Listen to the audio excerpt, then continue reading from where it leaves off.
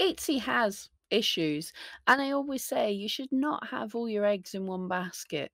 But for selling art and craft online, what options are there? I decided to try and find a different platform for selling my needle felted sculptures. This is week 0, trying to find a platform. But first, what is up with Etsy? I'm not breaking up with Etsy, but for many of us, it seems like death by a million paper cuts. Over the years, the selling experience has got less and less pleasant. Fee increases, promoted listings changed, off-site ads, automatic opt-in, forcing people to use Etsy checkout and shipping labels, order dissatisfaction rate, more fee increases, star seller, purchase protection program, and the new app, to name just a few. These are things that have annoyed us sellers. And now, even worse, buyers are becoming more unhappy with Etsy.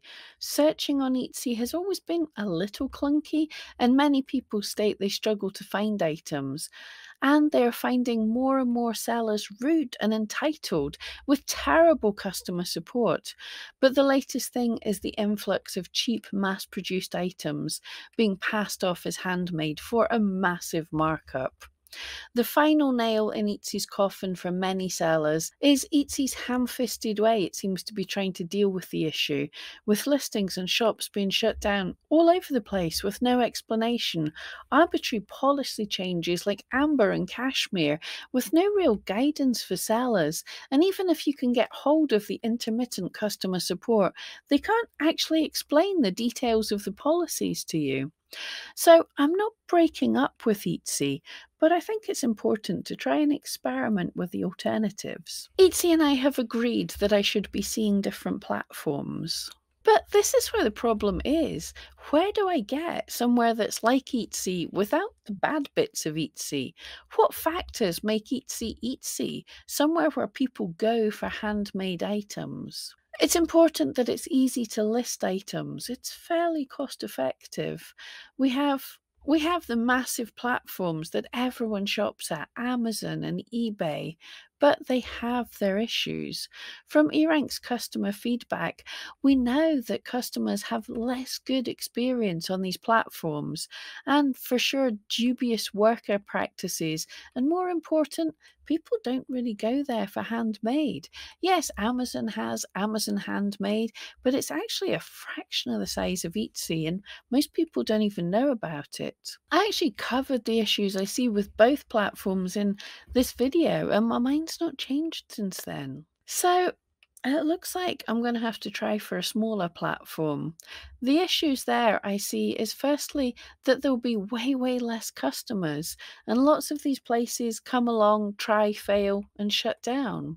So I want a platform that's a bit like Etsy in what it sells and the type of items, that's been around for long enough that I don't think it's going to close down in the near future.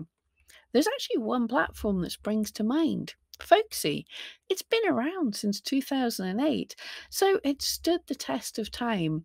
And the same guy who founded it still runs it, as far as I can see. So there's none of those pesky shareholders, which I think is a big part of where Etsy stopped feeling human and handmade. The homepage actually feels a little like old Etsy. Lots of things featured there, and they really do all look handmade. But what about the amount of traffic?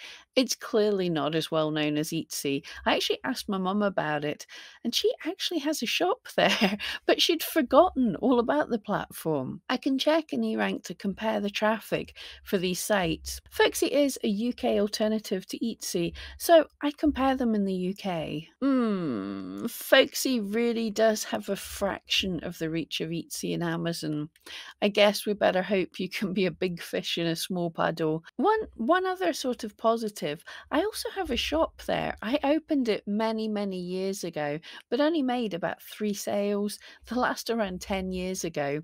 I haven't touched it since, and I don't think there'll be any kind of algorithmic boosts from those sales.